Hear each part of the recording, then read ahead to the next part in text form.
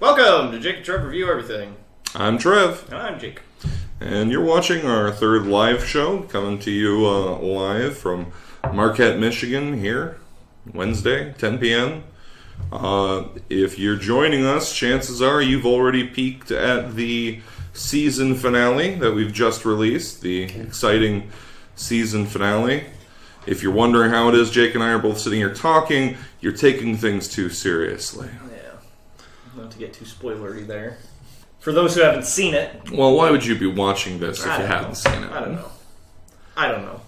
If you you're watching this and you haven't seen our season finale, episode 12, Jake and Trev Review Everything Blood Dragon. Something happens that may prevent Jake and I from talking to each other. Yeah, but this is us, outside the show. I'm pretty sure we address this. Yeah, we're not Jake and Trev the characters. No, we're Jake and Trev the people.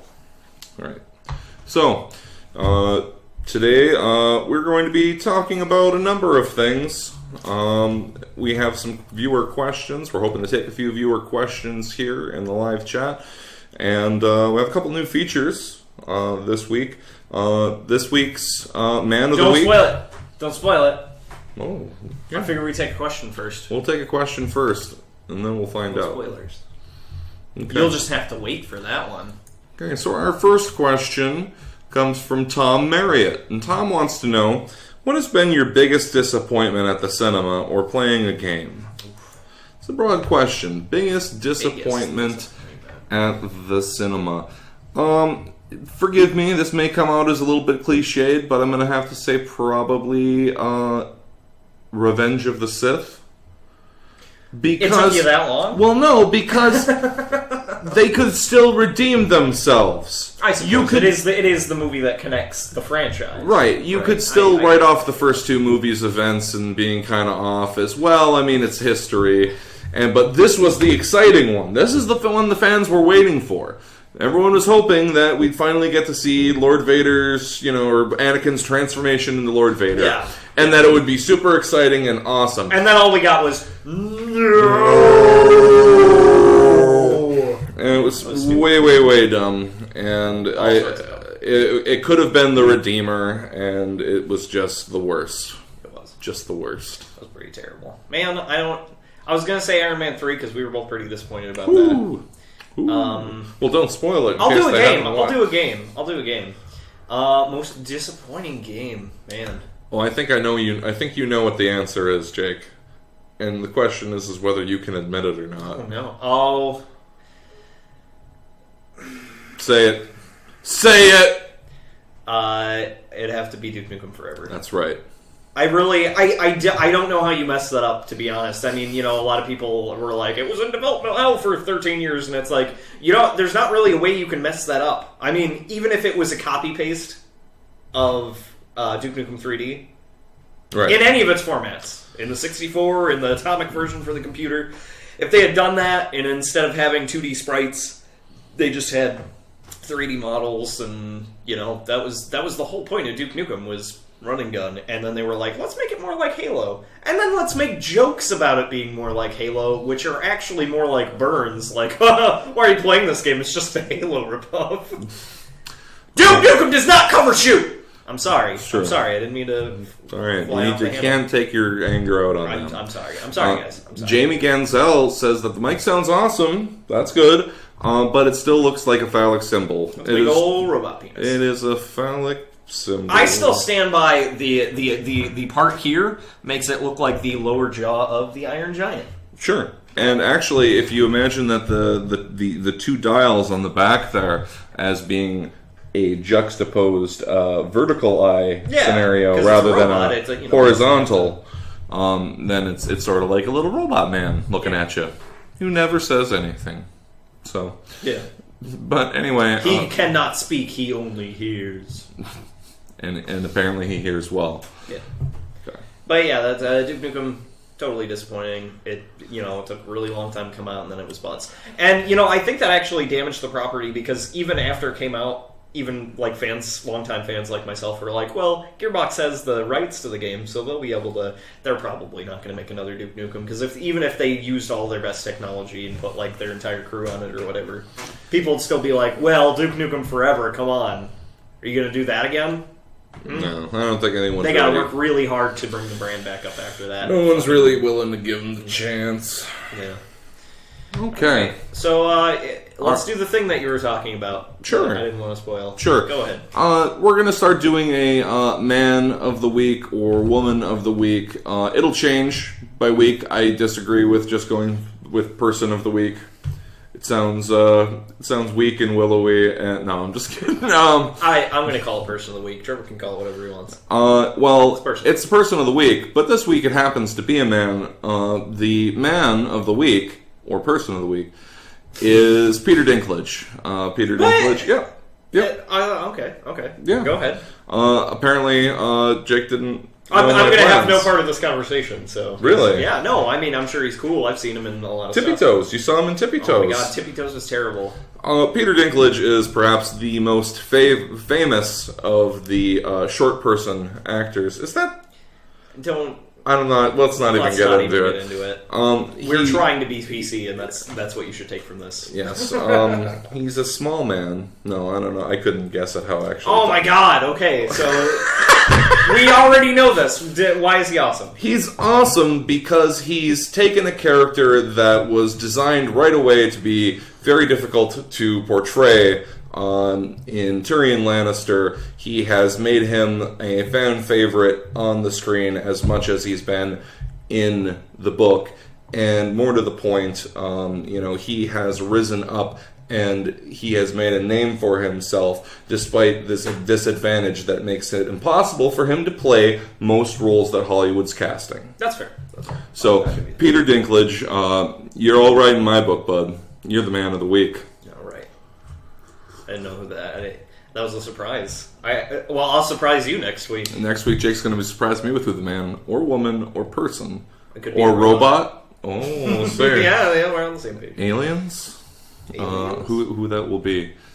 Okay. Well, we're going to answer another question we got from the internet. If you guys have any questions, all two of you, we didn't announce this as much as the last two. We figured it would be kind of rote that. We're doing this every Wednesday at 10 unless otherwise specified. So. Right. So, in any case, Buckaroo Bonsai asks, favorite movie or weapon, or favorite movie, weapon, or prop? Favorite movie, weapon, or prop? Well, that's tough. That's real tough. Just to kind of get the ball rolling, I think my favorite movie gun is the Blade Runner gun. That gun that was later used in a number of other things, most notably to a number of gamers. Fallout New Vegas had that gun. I'll dig into my childhood here for this one. I don't think it's my favorite, but it's the first thing that popped in my head. Really, I really liked the Anubis helmets. I was big into Egyptology, as it were, whatever they call it. Mm-hmm. I love pyramids and mummies and all that stuff. Goosebumps #5, Curse of the Mummy's Tomb. That was my first Goosebump book. I fucking loved all that stuff. And when Stargate came out, that movie was the shit. I don't know if it really holds up for me now. I haven't seen it in a while, and there's a good chance I'd probably poo-poo it pretty hard at this point. I like Kurt Russell, so I mean, I got it on Blu-ray. You should watch it sometime. We should watch it. But that's the thing. I really liked the costumes, like all the super alien guards or whatever. They had their staffs that could shoot lasers, and then they also had the ceremonial crazy animal helmets. That shit was awesome. Totally sweet. Excellent. Love that. Okay. All right. We'll do another question. We're still waiting. Audience questions. Yeah, come on. Come on, bring them up. Man up. We see you. We see you. Okay, so Tom Marriott's back with another question. Trevor, this is for me. If you were the next Doctor, would Jake be your companion, or would you simply use the TARDIS to fuck with his mind? Move his keys, leave lewd messages in the bathroom mirror, etc.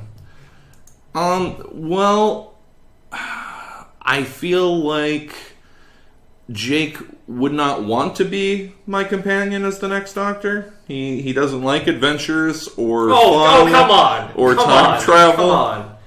I love all of those things. He is totally wrong. No, so the real answer is I don't see why it can't be both. I would probably initially just kind of mess with him a little bit, cause some things to kind of mess with Jake's day, just for a goof. For a goof, you understand. Can I bring up an alternative? No, because the question was not addressed to you. God, I'm no, gonna anyways. Go ahead. I'm gonna do it anyways. God, I'm really loud tonight. Sorry. I think that we're gonna, we're going into changing Doctor Who territory. Mm-hmm. We did discuss for a while about Lady Doctor Who's. Mm-hmm. What if there were 2 doctors? Oh, come on. I'm just saying. There can't be 2 doctors. Well, he's the last. Okay, that's not true. Hold on. There can actually be a bunch of doctors. Right, that's what I'm saying. We've had up to 5 doctors in the room together at once. Right, and that's what I'm saying. Okay, 4. 5 doctors was a misleadingly titled episode. So what if we were we worked together, but then sometimes we had Double Dare-esque challenges in certain time periods where it's I'm gonna save this era first before you, or Well, that's an interesting idea. Certainly because why not? If he's a time traveler, why doesn't he team up with himself on a recurring basis? Yeah. It could be a lot of fun. It'd be a nice or if we were separate Time Lords. Mm-hmm. Sure, he's done that before too. He was traveling with Romana, who was a lady, a time lady. Time lady. Mm-hmm. Time lady. See, time lady. Why didn't we bring that up last time? I didn't seem relevant. Okay. All right. Yeah. All right. Let's go. Let's go on to the next question. But yeah, I would love to have. I don't want a TARDIS. Trevor can have the TARDIS. I'll take just a telephone booth. Okay. Sure. But maybe all the windows are graffitied out, so you can't see into them. Mm-hmm.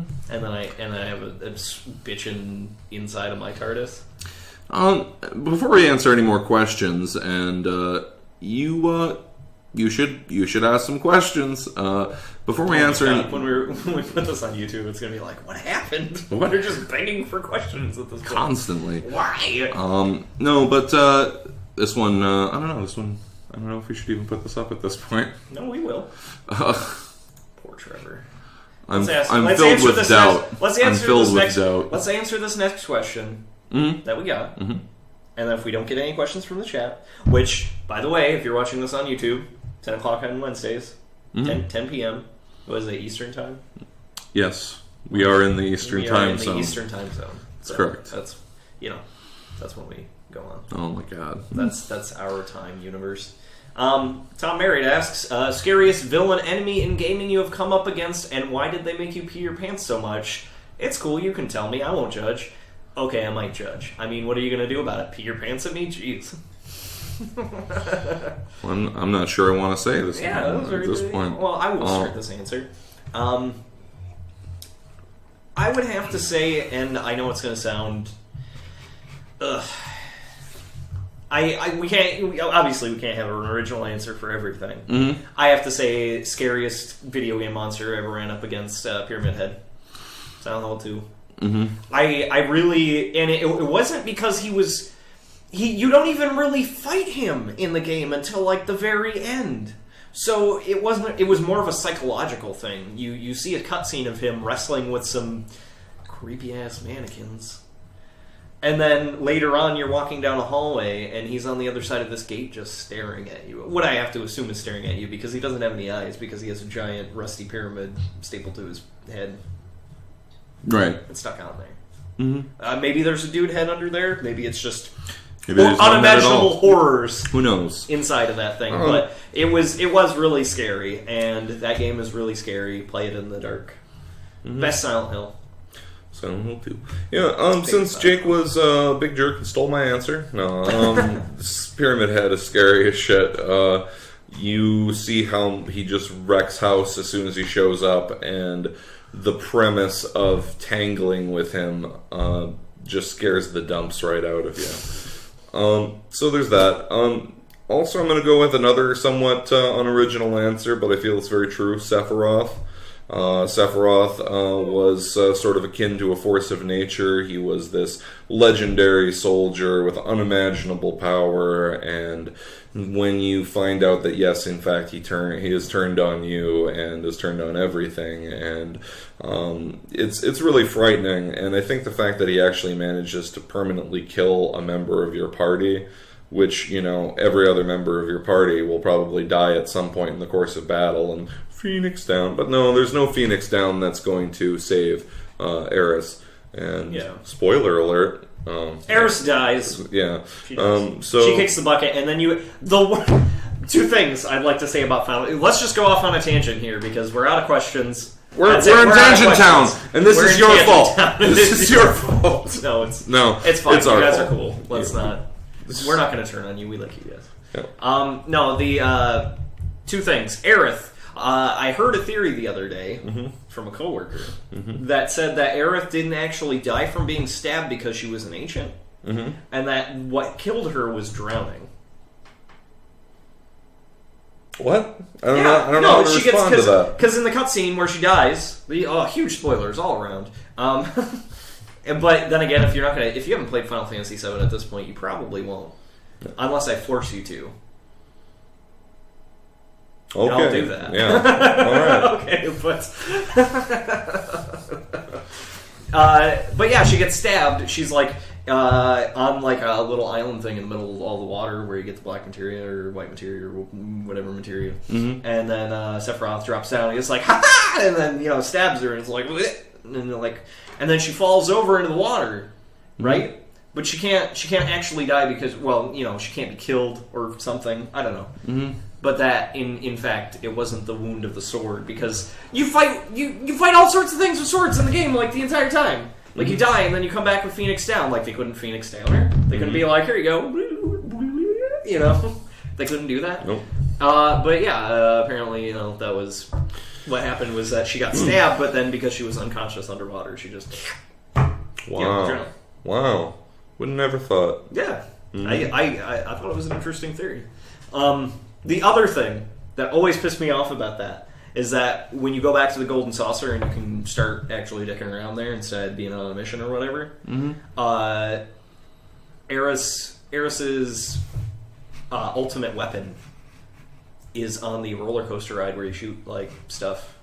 It's literally an on-rail shooter. That's how literal that minigame is. And if you get the most points that you can get, or whatever the highest score is, you get the parasol, I think. And I'm pretty sure that's Eris' ultimate weapon. But you can't use it because she's dead. It's just like, here you go, here's a token of how badly you fucked up. And it's like, I couldn't do anything. It's part of the story. Everybody else had to do it. Ugh. That's something that's not really present in video games much anymore either, is the fact that you don't really have to backtrack all that much. There's not many things where it's like, if you miss it the first time, that's it. You're fucked. You can't go back and get it again. You just can't do it. Most games, like, they have some sort of... Like with the Blood Dragon review where you're talking about how all the collectibles, they have a map, basically, so you can't really miss anything. Right. And that's the whole point. So... you can't. They're not going to. For instance, in the beginning of Final Fantasy VII, they have the Shinra building when you're escaping the Midgar altogether. That's where you get Cait Sith's ultimate weapon. Cait Sith is one of my favorite characters from Final Fantasy VII. But I don't care what you say. But you can't get it until later, right? Like when you go back through the Shinra building at one point, I don't think you can. I can't remember specifically. I watched my dad play it through first, and then the second time I played it, I think I had a strategy guide with me, which, whatever. But you can judge me, I don't care. And it was like, you have to get... It's like the Diamond Megaphone, I think, or something like that. It's like you have to get it during this mission when there's a time limit to get out of the building. So you have to orchestrate everything so you can run. And obviously you're 2D or your 3D character in 2D space, so you're constantly running into barriers. Like, I can't get over there. I don't know what's going on. So you have to smoothly get through the building, grab what you want, and then get out within the allotted time limit, or else you die. So. We got 3 viewers now. Yeah. Welcome. +1. The other thing concerning Final Fantasy that always comes to mind is concerning all the rumors that Aerith can be revived. Oh god, that was... the internet's so big now that you might not have thought about it, but when Final Fantasy VII came out, what was it, like 96? Mm-hmm. 96 or 97? 97, I think. It was pretty big, but you didn't, you're not going to go on the internet for that kind of stuff. They had, like, video game magazines and stuff, and there used to be all sorts of rumors. Right. There one rumor I can remember was that if you went then on a secondary quest to get all these obscure items from all these different shops and so forth, items that seem to have no particular purpose, or their purpose seems so lackluster that surely they had a more important purpose than to just be like a punching glove that like doesn't do anything except that you can throw it at your guys.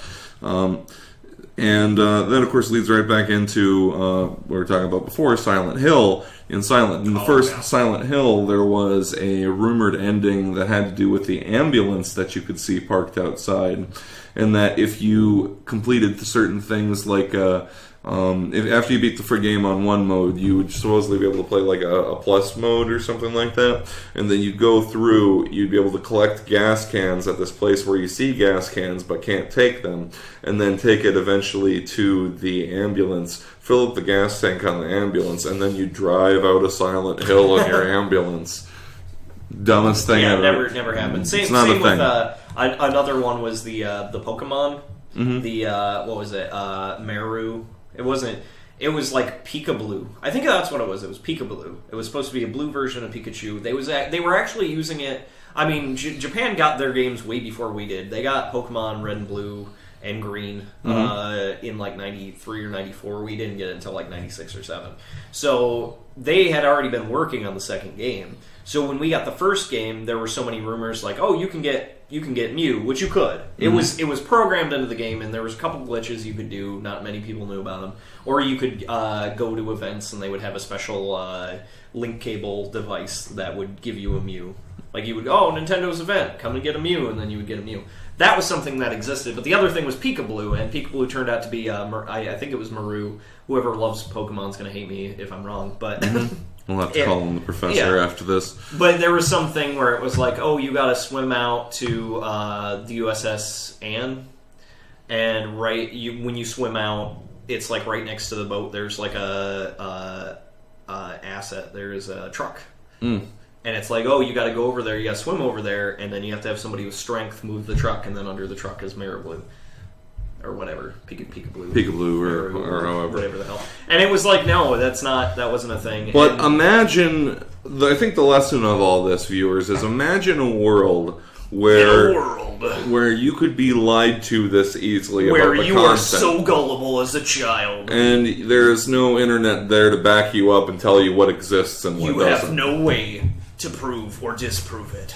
So you're playing for hours in these different games trying to uncover all their secrets. For no reason. No. Except for that you were dumb. So thank your lucky stars you live in an era of real internet. We're going to keep talking here. You start asking questions and we'll answer them. The other thing we wanted to bring up. Richard the Cat. Oh, God. If you watch blip videos, and it may be attached to a couple other things, you may have seen... It's just an advertisement campaign overall. Yeah, it's an advertising campaign from Home Depot. Mm-hmm.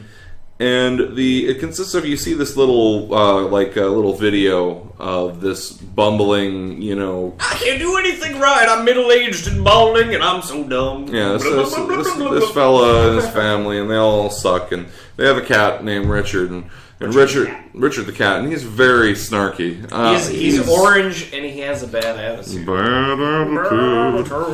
And Home Depot invites you to make your own Richard the Cat memes. Oh God, this page This page. Can we here? Let's play a game. You're probably going to play this on the recorded one, but if you're joining us, you should pull up this website. So I want you to open up a new tab. Slow down, Jake. I want you to open up a new tab. I'm going to pull it up. And you're going to need to use my voice as your guide. Use my voice. You can't see Jake and I anymore because you've opened up your new tab. All right. So listen to the soothing sound of my voice.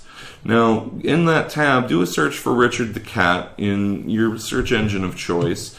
And it should pull up a Tumblr. It's richardthecat.tumblr.com. Right. Mm-hmm. And this is the corporate Richard the Cat meme repository. Oh, good God. And we're going to play a game, Internet. Here, let's play out this. Let's do this one. Let's play this one out. Okay. You can be Richard the Cat. Okay. And I will be Richard the Cat's mom. Okay. This is a picture on the page. It's according to Tumblr, it's 9 hours ago. It's probably later. It's a picture of an iPhone conversation on, assumedly, Richard the Cat's iPhone because he's so tech savvy. He's on the internet. Well, he's a really clever cat. He's a meme. He knows about the internet. Right. Okay. He's hip. So this is the conversation between Richard the Cat and his mother. Okay. How are you, Richard? I follow your twits and Tumblrs, but I hope you haven't forgot about your real family. Oh, Mother, it's nice to know you still worry about me. No, I haven't forgot about you. If the humans are stressing you out, you should come home this summer. After all, you only have 9 lives. Would you still make that catnip casserole for dinner once a week? If so, I'd consider it. End scene. Can you spot the funny? Oh, God. This is a game we played in college, and I won't specify what newspaper or what college it was because I don't want to, They had terrible cartoons just in their weekly worst. So every on the week, on the day of the week that the newspaper came out, we would immediately flip to the cartoons and we would play Spot the Funny. And the joke was that if you can, there was no prize structure or anything because it rarely happened. But your goal was to find the funniest thing. Where's the joke? Where's the joke? If you can find the funny on here, here's a rule though. Here's a rule, and as I'm scrolling down, and we looked at this earlier. Here's a rule: if you are on the Richard the Cat Tumblr page, if it is something that is from another site, specifically, it looks like there's a little Home Depot bug in the upper right of the picture. There are some memes like. Oh, stop! Go back up. Okay, live long and prosper. It's a picture of Spock with a kitty, a little black kitty cat. He's cute. And live long and prosper. And the thing is that that's old as the internet. I've seen that picture for years and years, and you can't put it up on your Richard the Cat meme as a cat meme for the day. Yeah. There's no stupid. And you're a jerk. There's no accreditation on it, but it's like they didn't make that for this. Yeah, see, for instance, this one is an inspirational poster. It's got a picture of a cat chewing on a pair of Crocs that's on somebody, and it says, Crocs, even the cat knows you shouldn't be seen in public wearing them, which is kind of funny. Mm-hmm. So, I'll say it, we found the funny there, but here's the problem. It is from icanhascheeseburger.com. Oh. So it is an actual meme and not a Richard the Cat meme. So that doesn't count if they're trying to fluff up their Tumblr page by having actual memes on here. Trev, can you talk about this? Okay, about this one? There is looks like a toilet bowl set in the center of the throne. Poorly photoshopped. Yes, the Iron Throne from the Game of Thrones series, and the cat says, "Caught up on season 1, renovated my throne." See, so he's a cat. He has photoshopped a toilet onto the Game of Thrones throne with all the swords and stuff, and it's Home Depot meme. Home Depot meme. So it's a toilet from Home Depot that guys, badly photoshopped. Yeah, it's yikes. How do you guys feel about this? Maybe if you guys don't want to ask questions, we'll ask you a question. How's that? How do you guys feel about corporations using memes, like businesses using or trying to create memes? If there was someone here from 4chan, they'd say that you can't force memes. Yeah. Millhouse is not a meme. Richard the Cat will never be a meme. Exactly. 101 uses for a dog. Oh, that's a snarky cat. Yeah, there's a cat just... It's not Richard specifically. If you'll forgive me, everyone, I'd like to engage in a bit of hyperbole here. If I was given a choice... I want to talk about it, but go ahead. If I was given a choice between being remembered as history's greatest monster or being remembered as a guy who made Richard the Cat meme pictures, I would take Hitler every time. Hitler every time. I would much rather be remembered that way. Trevor would be reincarnated as Hitler over rather than came up with this. Yeah. I agree. Ooh. I would rather have Trevor reincarnated as Hitler than the guy who created the Richard the Cat memes. No, this one. It's the perfect plan. It's on graph paper. It's got his what looks like Richard the Cat's little furry paws. One of them is holding a pencil. Wrong! He does not have opposable thumbs. Anyways, he is writing on this graph paper, and it says the perfect plan in meme script. Meme script. They got that right. They took the font for a meme in general. It's a general meme font. Up in the left here, there's a picture of a tree or melted ice cream. I can't tell. It says my watchtower. It's probably a tree. Yeah, it's probably a tree. Like a Christmas tree. Right. He hangs out in there, and because he's a cat. And then there's some flowers, and that's where Richard brings the lady cats. Where I bring the lady cats to the flowers. Oh. Well, he's a real ladies man for being such a son of a bitch. Apparently, yeah. My bedroom. What looks like it's just a building with a door. I have to assume that's a shed. My bedroom. That's where he sleeps. Yeah. If you're such a horrible cat, Richard, that's probably why you're in there. Mm-hmm. Where he keeps his catnip. He's got a bucket. It's just a bucket. It's just a bucket. It's the catnip bucket. Apparently, his owners are like, "Here's some catnip. Just go put that somewhere." And then in the center, he's got an arrow pointing into under the couch, which is his cat cave. It's like man cave, I assume. Like, men have a man cave. He's got a cat cave. Okay, now I hate to sit here and review this picture, except not really because it's why the hell not? But and please, I hope you're looking at this picture too. You'll find it on that Tumblr we mentioned. But this isn't a plan, Richard. There's nothing plan-like about it. Plans have steps. Plan. It says the perfect plan. Plans have steps, not lists of places and items. And they're not even in, they're not like, oh, the cat cave under the couch, it's in the house. No, there's just a couch, some flowers, a tree, a shed, and a bucket. And there are not in any specific order on this graph paper.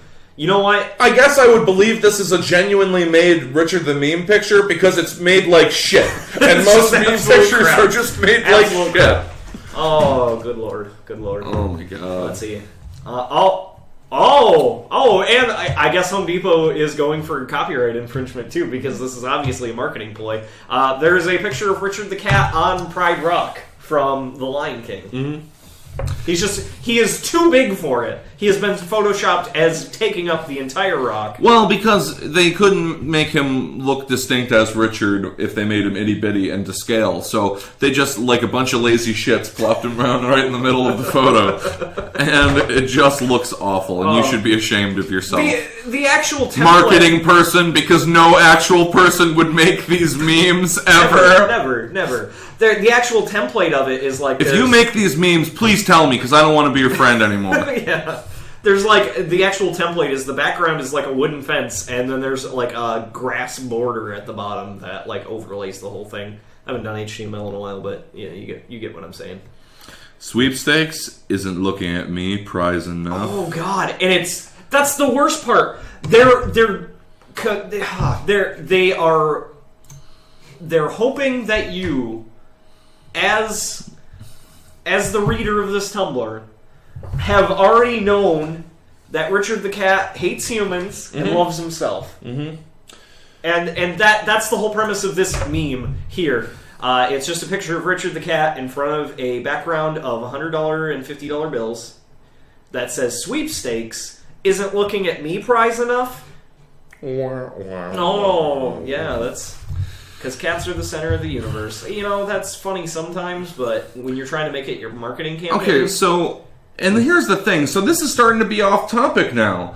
Because, I mean, the video they show you is... I assume this is tied to an actual Home Depot sweepstakes, too. Right. But no, Richard the Cat video they show you on Blip is him being annoyed at what the humans are doing to him. Yeah. But none of these meme pictures have anything to do with that. Yeah, none of them are like... So they're just grossly off topic.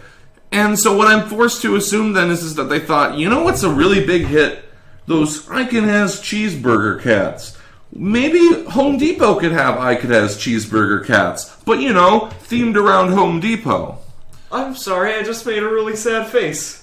Okay. There's a reason that he made a sad face, and the reason is... it's Angela from The Office, and she's sitting at her desk. This is actually from the most... We're shutting it down. We're shutting it down after this. Let me talk about this real quick. It's Angela from The Office. She's sitting at her desk. This was from this is like the third to last episode of The Office, like in its entirety, this last season that just came out. If you haven't seen it yet, I'm going to get a little spoilery, but she's down and out. And bad shit has happened to her, and she, like, in the show, it's even really sad. Okay? And this meme, all it is a picture of Angela, who's known for loving cats in The Office. And it says, "Without my cats, I am completely and utterly alone." Oh my god! Oh, that's a belly laugh. Oh my god! No, shut it down. We're done with. If you're curious as to what we were just talking about, it's richardthecat.tumblr.com. I hate the fact that we're telling people to look at this, we would probably do that. But I feel it's important for you to see. Do you see? Oh, Mike said he works. Mike Swanson, a regular viewer of the last two episodes of our live show, is unable to do the show tonight because he's at work. So here's a shout out to you, sir. Thanks for putting us for giving us a line at least about that. You'll see this later. We'll post a comment on that. So that's the state of the internet, gang. You can't force a meme. Don't try to force a meme. Don't try to force the internet to do anything. When you approach the internet, I mean, you can approach the internet is a danger cat. Yeah. She's wild in the sack. You have to tame it. You have to look at it in its eyes. And you have to say with your brain. You can't speak to the danger cat because as soon as you talk, as soon as you make your intentions known out loud, it will maul you to death. So what you have to do is you have to use the power of your brain. You have to be able to psychically, ever so slightly, tell that cat what you want. And you just beam your thoughts into its brain ever so slightly, because that's another thing. You know, you talk to it directly, it'll kill you. If you beam your thoughts into its brain, then it's a little more about the same internet? It's a little more accepting, but you can't do it too much. You gotta slowly ramp it up, because if you come on too strong and you're like, here's the thoughts, it will shoot. It's worse than death, because it will shoot its own brain beams into your brain, and then you will be forever trapped in your worst nightmare in your own brain forever. The end. So, Richard the Cat is a... So you gotta approach the internet nicely. You can't be like, here's a meme, everybody! Love this meme! Love us! Love Home Depot! Right. So that's a part of a new feature here on J&TRE for Everything Live. Have you seen this? Have you heard about this? And now there's another entry in the... Have you seen this? Have you heard about this? We got a message. It's from my dad. He says, hi. Hi, Dad. Hi. There's a little bit of a delay, just so you know. So. Yeah. But we need questions, so, you know. If give us some dope questions, Mr. Silvas. Yeah. In any case, what I was saying, have you seen this? Have you heard about this? Our new segment for the show. Time Cube. Have you heard about Time Cube? Bring up Time Cube? I'm not really. I'm just gonna throw it out there. Time Cube is a piece of internet magic that has somehow continued to exist. Speaking of memes, with over 200 million pieces of sunlight having already touched it and ruined its gentle magical glow. It still hangs on as a piece of arcane brilliance. It will never. It's a part of a bygone era. See, we are all used to the internet now. This is an internet episode, apparently. But back in the day, there was just a lot of crazy people who had a much bigger opportunity for you to see it because there just wasn't as much content on the internet. Imagine that. A time where instead of 5 to 10% of the internet being bug nuts insane, what if it was more like 40% of the pages you saw belonged to a legitimate crazy person? Yeah, it's like I need I need to tell people about this being a conspiracy or aliens or Sasquatch or whatever. And to me personally, I think TimeCube falls into that category of just crazy bug nuts kind of. It's right up there with Dianetics. It really. And it makes far less sense. The creator of TimeCube website is Dr. J&TRE. Which is a supervillain name, by the way. Right. J&TRE. Dr. J&TRE. He's not actually a doctor. I will destroy your genetic structure with my J&TRE. That's... Dr. J&TRE. No, Dr. J&TRE is a doctor... Maybe if you like smashing with... Dr. J&TRE. Dr. J&TRE is a doctor. He has a doctorate of cubic studies. He wrote himself a doctorate of cubic studies. And what that means is that the foremost expert on the planet in cubic studies, he was qualified to give himself a doctorate. He could give you a doctorate, too, if you understood TimeCube like him. Which you don't, because you're educated stupid. That was one of the lines that he used. You are a dirty word animal. There's some really, colorful language. Harsh words. The other thing. He's terrible at website design. It's just terrible. It's one page. And it goes down for... You could scroll... It's a monolith. It's a 2001 monolith of crazy. It's the same thing over and over again, reapplied to different areas. Basically, what his theory is, if you can wrap your head around this, because apparently Dr. J&TRE can, he got a doctorate in it, is that we are living a lie because we rely on one day per day.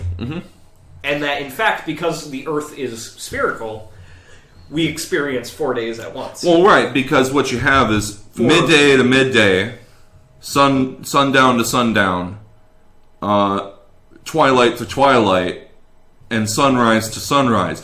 That makes 4 simultaneous days happening on Earth at once, according to Dr. J&TRE. And what that means is that... He's crazy. That means he's crazy. It means he's crazy. I guess my biggest question with that is that, but Dr. J&TRE, what about the approximate halfway point between noon and sunfall? Yeah, if we're going to cut the time zones, I guess, I think he yells about time zones at some point. But if you're going to cut them into sections, you could keep doing that until infinity, until you are close to infinity.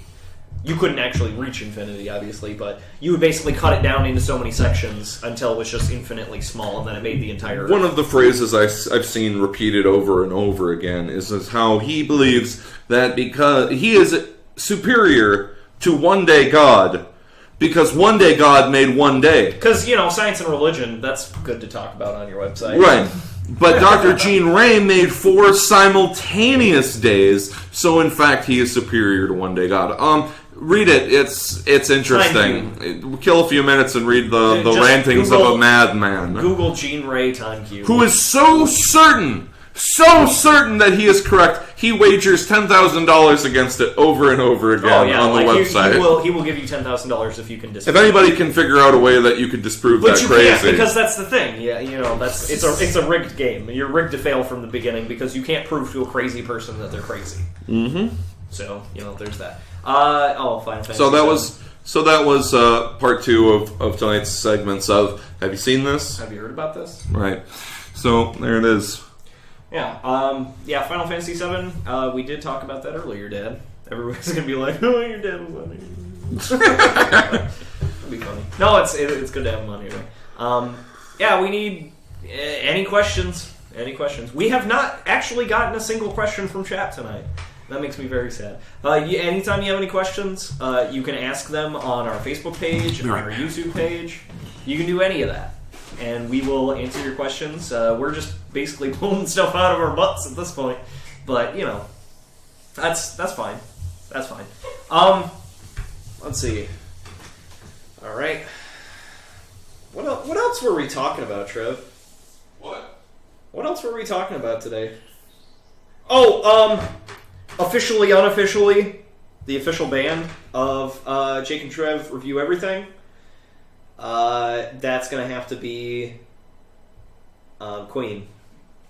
The official, unofficial band of Jake and Trev Review Everything is Queen. And I dare anybody to say otherwise. I dare you. I will wager $10,000 on it. If you can disprove that Queen is the official, unofficial band of Jake and Trev Review Everything. And you know what? We got $10,000 here, but nobody's going to come and get it because they can't prove it. They can't prove it.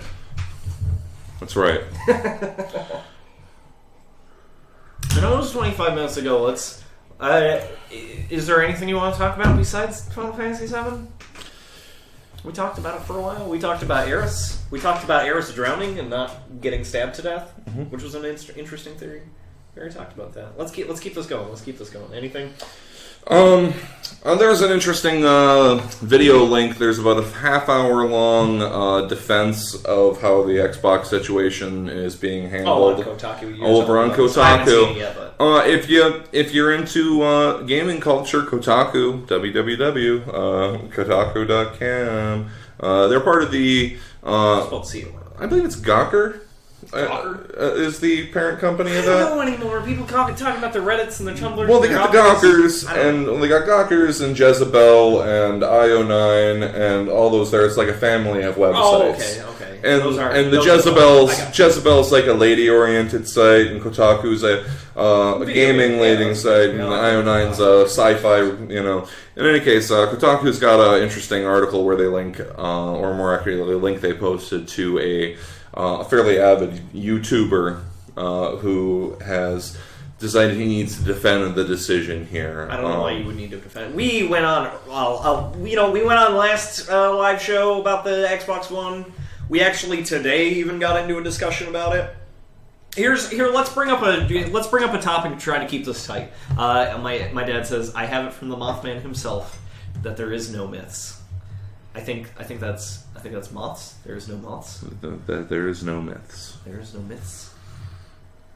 That's it. TMDG, that reminds me. Crime 1,000 years old. That reminds me of the set. What was it? The Muppet movie. Mm-hmm. Excuse me. What do you say? What do frogs something? And he was like, "That's a myth. It's a myth." And there's the bartender or the waitress, and she's like, "Yes." And he's like, "No, not myth. Myth." It was a bad joke. It's a throwaway joke.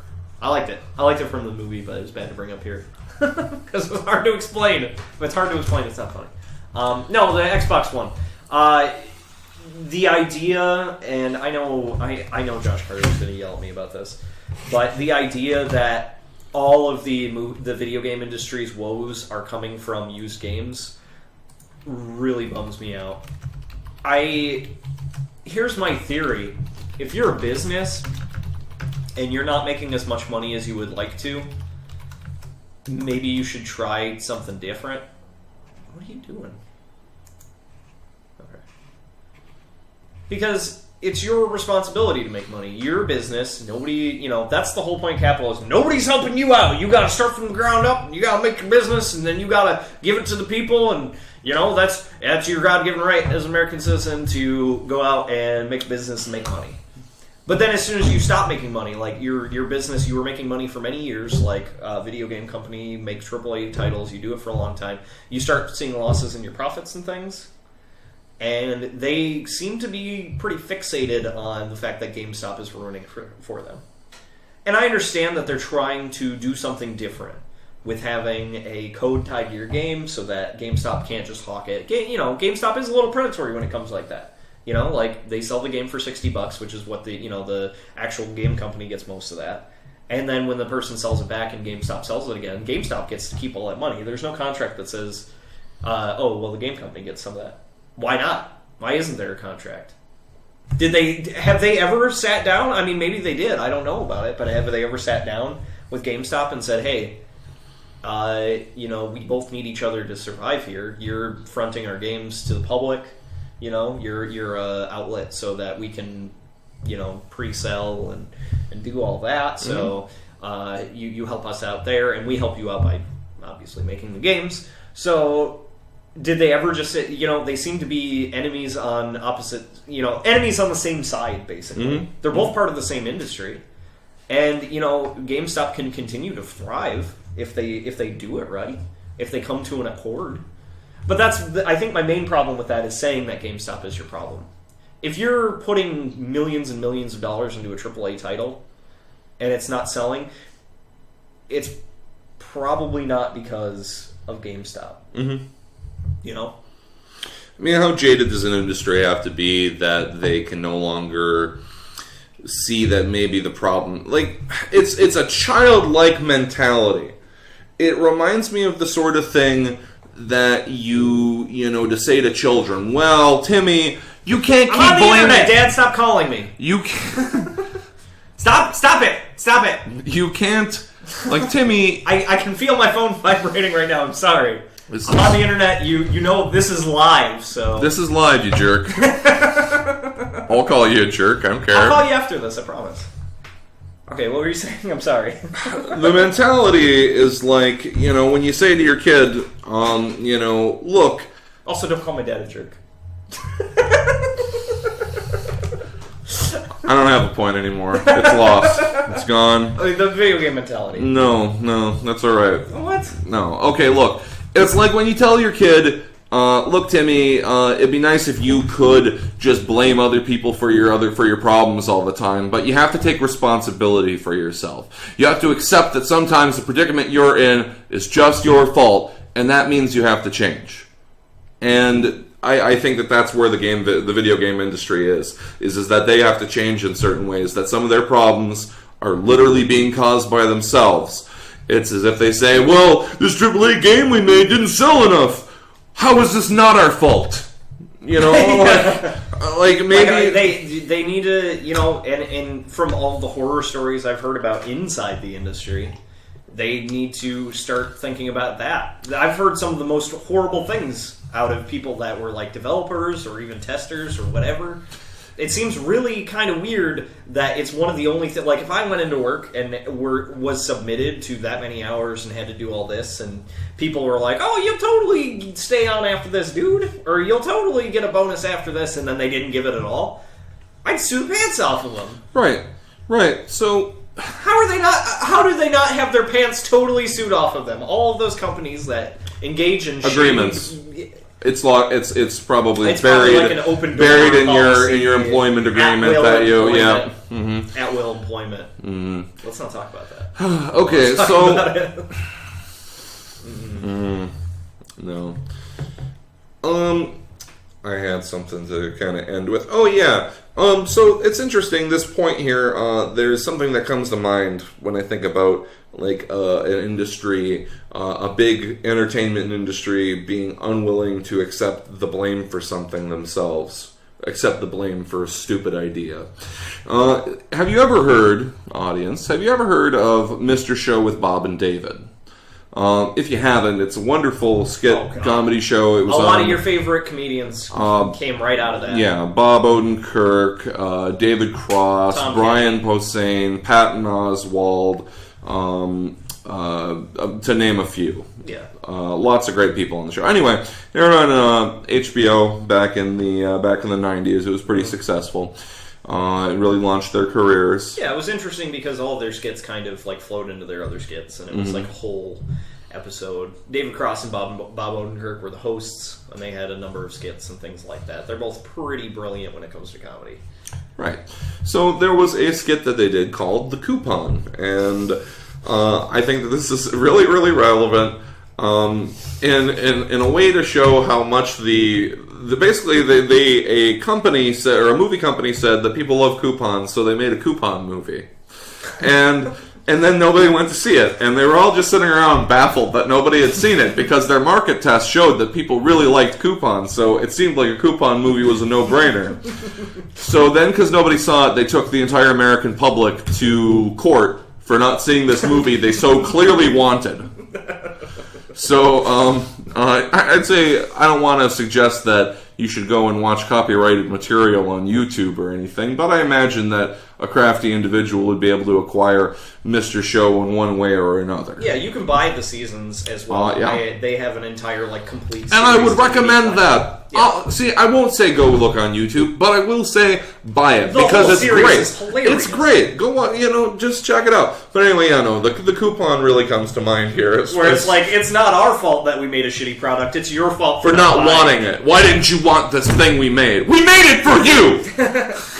It's just ridiculous. So like that seems to be an attitude a lot about that, and don't really video game industry is video game industry. We could get into all the other stuff about politics. Mm-hmm. That's a big thing, but that's the whole point. If you're not making a quality game, then we reviewed Blood Dragon, and that has a lot to do with that kind of thing. They made a cheap game. It was a fun game. There was a lot of heart in it.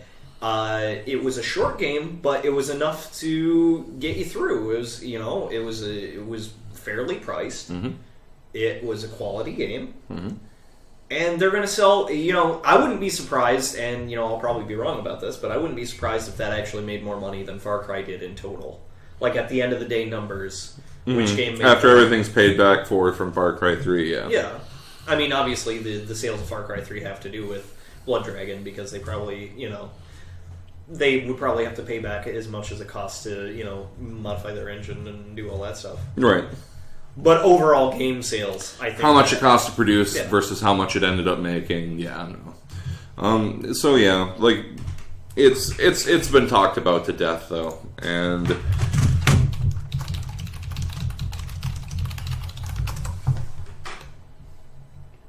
so, in any case... we're getting pretty much on the hour now, which I think is... We got about 5 minutes left, so if you have a question, starting right now, you have 5 minutes to ask it. Actually, you have 5 minutes to ask it, and then I have us answer it, so... So, get off your tuchus and type some letters. Yeah, and there's like a 30-second delay, so...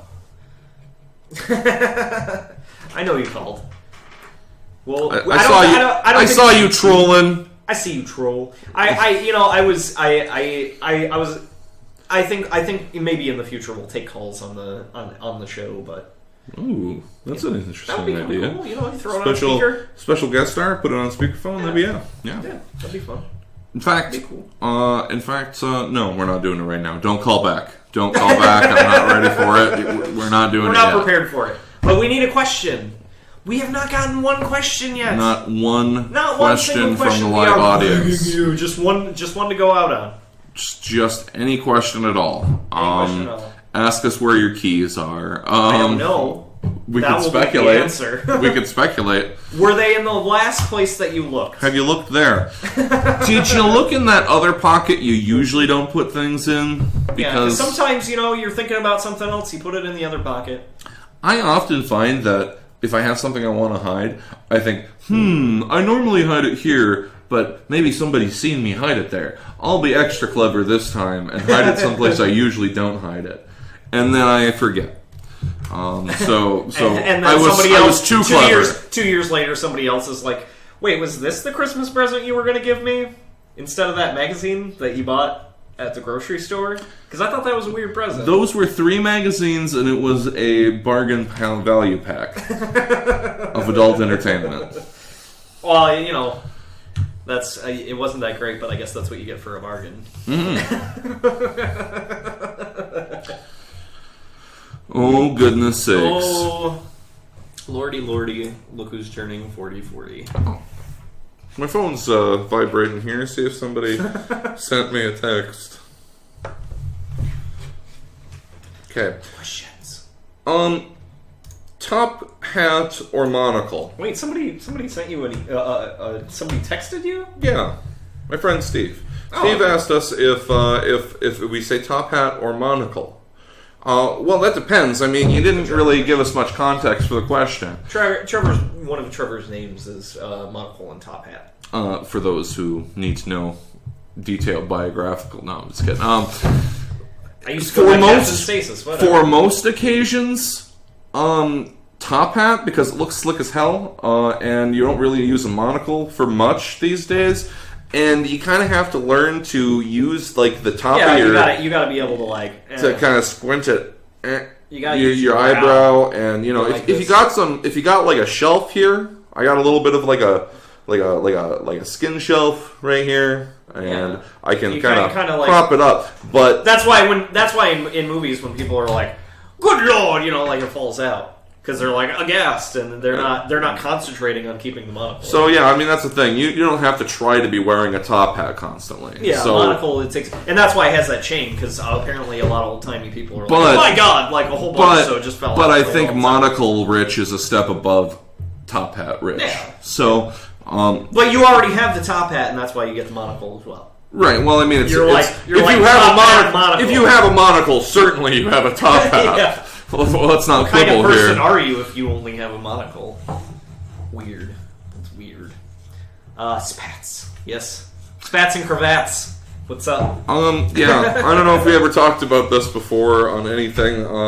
This is actually a point. A long time ago, we were realizing that there's something. 1 minute. Do it quick. That we remembered that there was something very odd about the character design of Scrooge McDuck, and in fact, what that strange thing was is he had these things that were covering up his little duck feet, and he didn't have pants on or nothing. So why the hell does he have these things? And they're not shoes because they don't cover the bottom; they're just the top. But it turns out they're spats, and spats are a thing that rich people and they protect the shoes with. Right, and in fact, for a long time in drawing, spats became visual shorthand to suggest that the person who had them was eccentric and rich. Yeah. And so anytime you see that, that's what that's actually supposed to be. And so at this time, if you need to draw a character, if you are an illustrator and you need a quick visual shorthand for this man is eccentric and rich and possibly crazy, give him some spats. All right.